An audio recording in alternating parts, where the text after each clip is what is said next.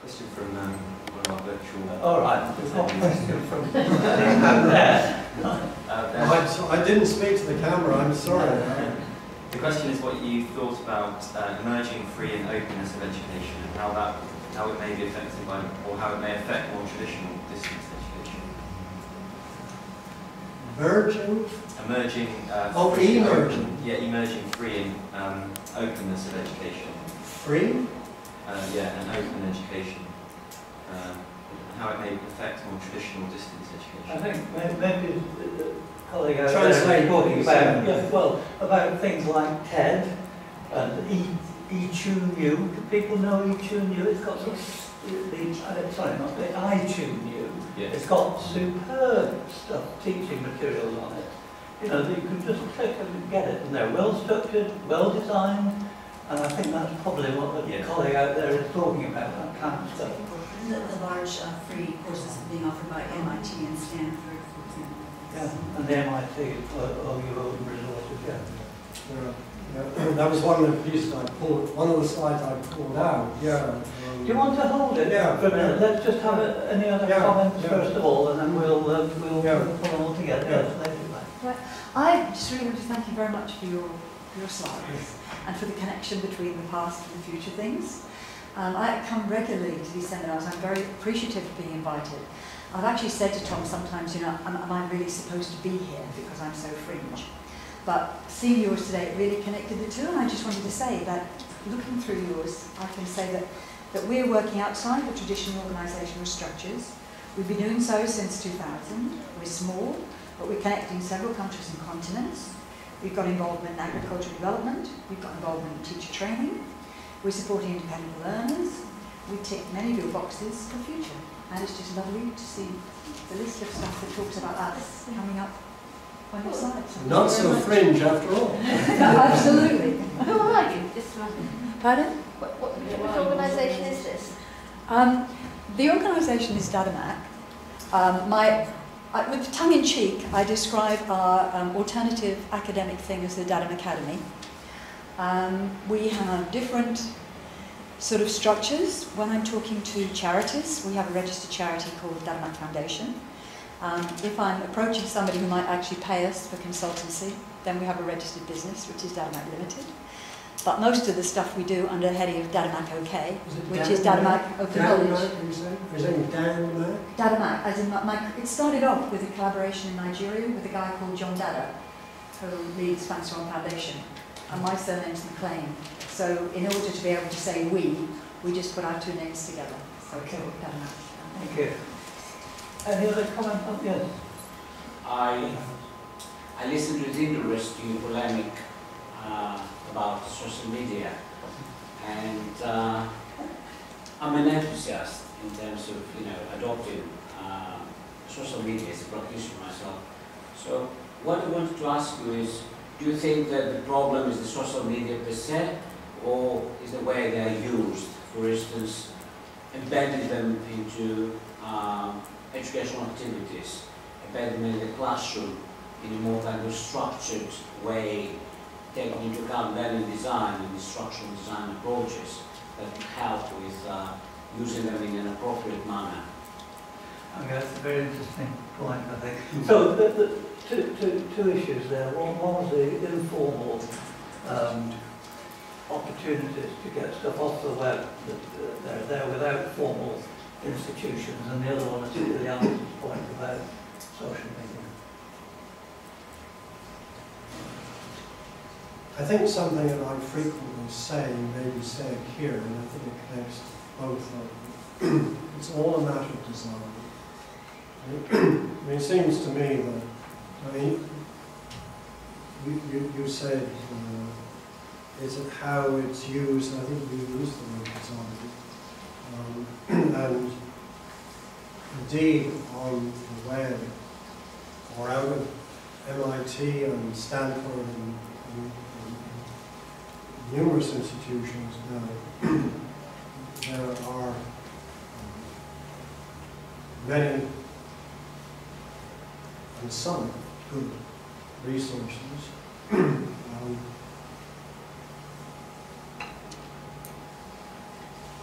But video, fairly amateurish videos, hundreds and hundreds and hundreds of fairly amateurish videos, doesn't add up to an education program. I mean, there will be among you those who would think I'm a little too authoritarian, perhaps, in advocating the continued requirement of the role of the teacher. But there is a difference between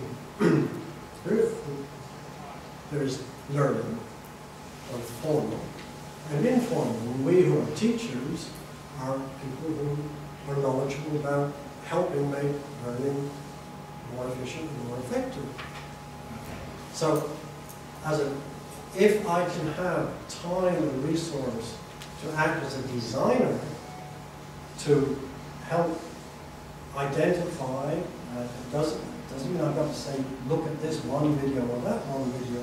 I can help students know where to look and what to do with what they find, and know when they've arrived at a point that, as a specialist, I consider it desirable for them to have arrived at, in other words, evaluation. I think there still has to be a place for an educator knowing what kind of outcomes are acceptable, what are the more effective resources for getting there and ways of getting there, and able to say, identify when the person's got there. So this is the basic teaching process. Now, multiplying by a billion-fold the amount of material on the web is providing learning material, but still not providing instructional or educational material.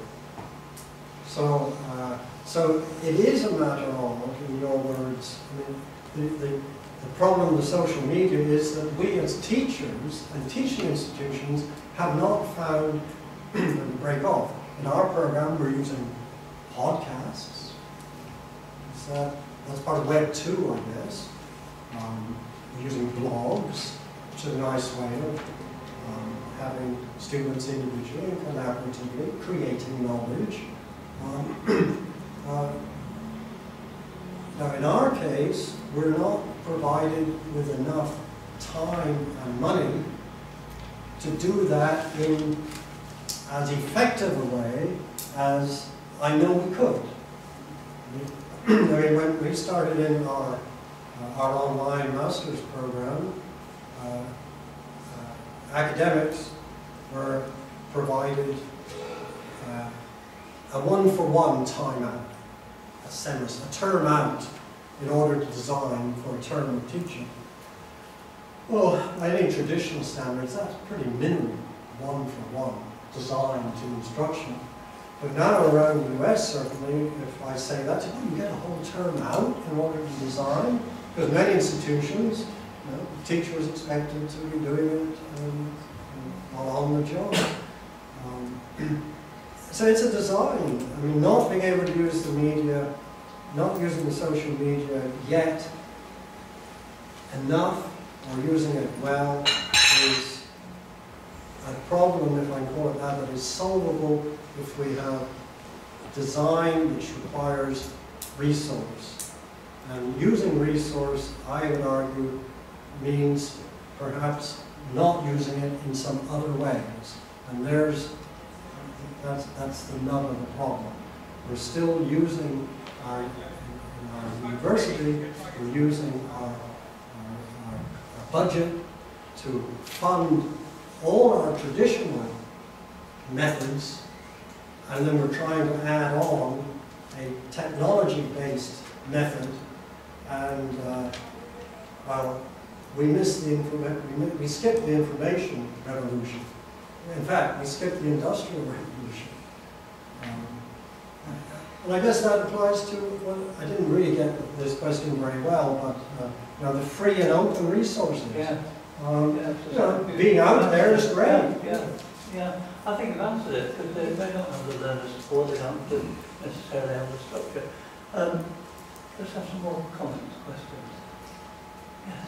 Can't the social media provide the interaction between students that you normally, in distance education, which you normally get when in classes and after classes and around classes in face-to-face education? I find that I'm teacher training here at King's, and I find when the students actually go out into their teaching practice, to make them actually join in a Skype group so they continue to talk to each other about what's happening to them in the different schools they are and to exchange. Yes. I find that very beneficial. Yes, yes. Yes, I agree. And that's the new platform, if you will, has brought together the potential for the best of the old correspondence, which was well structured, paragraphs, layout, the best of the correspondence approach to distance education, and the best of the teleconference approach, what he referred to earlier, when we were linking people by either Skype, linking people by our telephone systems and then our video conference systems. Very interesting. I mean, interesting. I think that example is a really interesting one of somebody who's been involved in teacher training. Because in fact, it's better than you could possibly do anyway.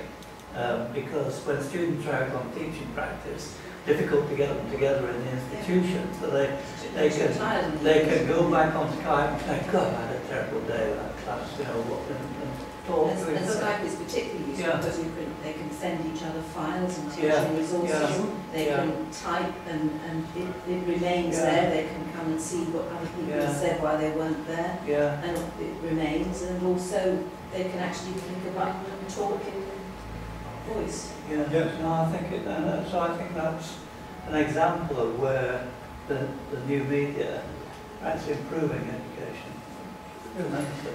Steve. Michael, I was interested in your point about design work. So you're suggesting that teachers need to be learning designers, or designers of the learning space. But there's a question there. Isn't there a standardisation of being a template to have some efficiency? I mean, why do teachers necessarily need to individually take that time out? Isn't there a middle role here? Tools, processes and practices that can be put in place to actually save time and have efficiency there, if that's what you see. Yes. Yes. I mean, perhaps inadvertently I gave two slightly conflicting messages because I was arguing for specialization.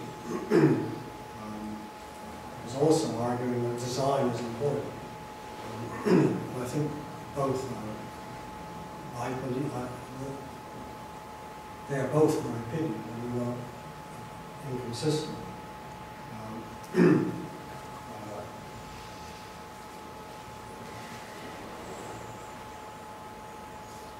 In progress of my own experience, we've been there, in recent experience, since we've had the social networking, the Web 2 technologies,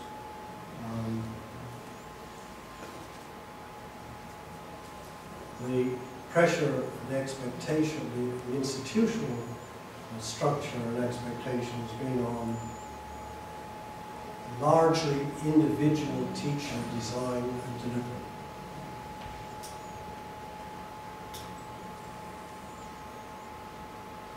I see an imbalance in that context by the teachers attending more to delivery than to design. And I say that comes out of our classroom backgrounds. In the introduction, I'm not sure it was mentioned, I did my teacher training at Goldsmiths College. I taught in Holland, sorry. I mean, I was a classroom teacher, so I'm not criticizing anybody from I mean, the balance of our time and our attention and our emotion was on what we do when we're with the kids. Our class, our preparation was a minimal part of that. But I think in our distance education programs, in the dual mode, we put it that way, in the dual mode institutions, we still, and especially under the impetus of the new technology, and I see it in the journal articles that are submitted. I mean, the great excitement is about communities, and their communities are good. Communities and learners are good, and having students interact with each other is good, provided, in anticipation, somebody in the dual mode institutions, usually the same person, is saying, what is it that I would expect the students to be learning as a result of this period of time in the program in which they are interacting. It's not, there may be, I was going to say it's not a free-for-all. These are all design questions though. There may be a design question that says, I want to give them 1 hour before they just vent. Okay, that's a design decision. But if there is only 1 hour, then as a result of interacting together as one group or in breakout groups, virtual groups, online, there should be some direction of learning, because it's a learning program we're in, not simply the social experience. Having said all that, I also argue that we should have professional people who come to work every day whose job it is to design. And to sit with them, you can compromise them, to sit with the teachers to help them. You know, I've used the old-fashioned word that drives some people crazy, I guess, but I still believe in objectives. You know? What is it that the student, after 1 hour of time, what is it that the student ought to know that he or she did not know at the beginning, and how will we know that person knows it? If we can answer that question, then we can say, now, does the person want a Skype experience? Does the person want a reading experience? Does the person want to go online to YouTube and search for something? I mean, there's some directions, then we know where we're trying to go. So, somebody coming to work each day to help design, I think evaluation. I mean, good distance education, we know it from you, but you know, in Brazil, I used to tell these people over and over again, we've got to have products that can be monitored. If we don't know, if we don't have something we can look at, we can't tell if it's broken down in that province or in that city or in that group, if it's broken down in that lesson. I'd like somebody to come to work each day who's an expert in evaluation. Now, as a classroom teacher, evaluation was what I found least interesting personally. But some people are excited about evaluation. So if you put together designers who are in a way also evaluators, of course you're talking objectives, you're also talking about evaluation. But if you put together evaluators and designers and expert facilitators and expert content people, we're talking a course team. But that's the superior model. I mean, just following on from that, I was at a meeting yesterday with a group of learning managers from colleges in the post-16 sector. We've appointed a new Ofsted chief inspector, and grades have dropped as a result. E-learning managers are worried that technology is kind of, not working, always seem not to work by Ofsted.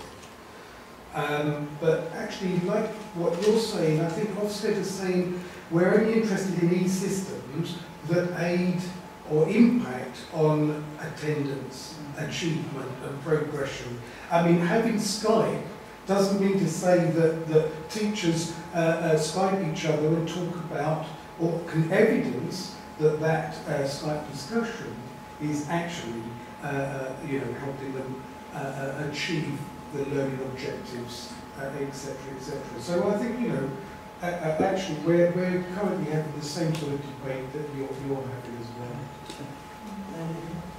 Yes, I wondered about how you see the role of academic publishers and libraries in these sorts of systems, because of course they're both undergoing a lot of change, and sort of what you didn't mention either at all, and so I wonder sort of how you see the future for them and how they fit into some of the sorts of changes you're talking about. It's another very good question. Times is the problem.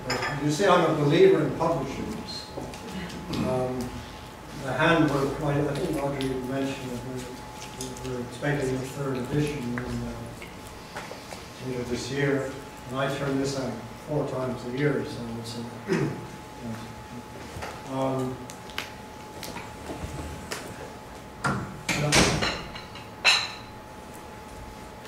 a little self-consciously rather conservative, I think, when I'm talking to some of my colleagues, because I think publishers do provide a service that the open source movement doesn't. There's good room for argument on this, but the quality control that I know goes into this is tremendous. I mean, this one on the right, I know. The sifting and vetoing and peer reviewing process, the statistical consultant who studies, and the work that goes into the quality control is such that I think there's great value in the service that the publisher is providing. That we don't have to have either or in any of these things, do we? I mean, there is a place for the open source too, but I think you take the open source with some, you have to have some skepticism, some caution. To the student, I would say, if you take this, you don't have to have developed a strong discriminatory power, because you can trust that people with some pretty sophisticated powers have checked through what you're going to be reading there. Now, if you just go online and browse, you do have to have develop the competence to be able to sift and winnow to sift through what's there. The libraries, one of the things I've noticed is what an enormous, it seems to me anyway as a non-librarian, but it appears to me that the importance and status of that profession has advanced enormously as a result of the information revolution. I mean, for every 3 issues of this journal, of this handbook, we've had a chapter on the library, and you can't really, you can't deal with distance education today, either in theory, research, or of course in practice. But what a difference it's made. I mean, when I started in Africa, and I think we learned it from the UK, some of it. We used to send out boxes of books to classes, to study centres. You're laughing, was that? Yes, we still do. Still do it. Still do it. I think we've got time for one more question or two. Did the lady here do you want a question? No. Okay. Hi, I'm intrigued by what you're saying about changing organisational structures. Yeah. But if I followed this correctly, are you saying that organisational structures have to change to kind of realise best value from changing technologies and changing pedagogies, but that we can't actually bring about this change ourselves as institutions? We need a policymaker to come in and basically break us up. Well, I meant to provoke you. I meant it. I think my heading said discussion. I mean, I meant you to have that response.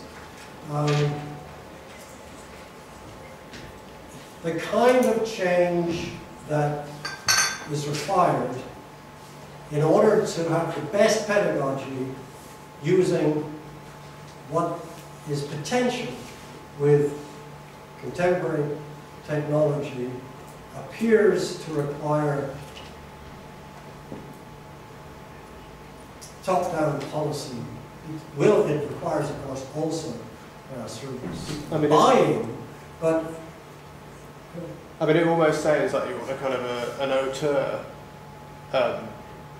for each program, that someone actually has to, in order for there to be the creativity, there actually has to be kind of a governing intelligence to commission stuff. I mean, it seems to me that there's a real tension between the creativity at the grassroots and then this strong kind of central command that you need to actually leverage the resources. I don't, it's interesting. I don't personally see that there's any conflict between a, let's say, central coordinating, commissioning, central commissioning authority and creativity of contributors. I mean, indeed, a good commissioning authority would want to identify and appoint pro tem the most creative. We've got the problem, the weakness of the other extreme, where in our institutions, the most uncreative even are locked into the institution.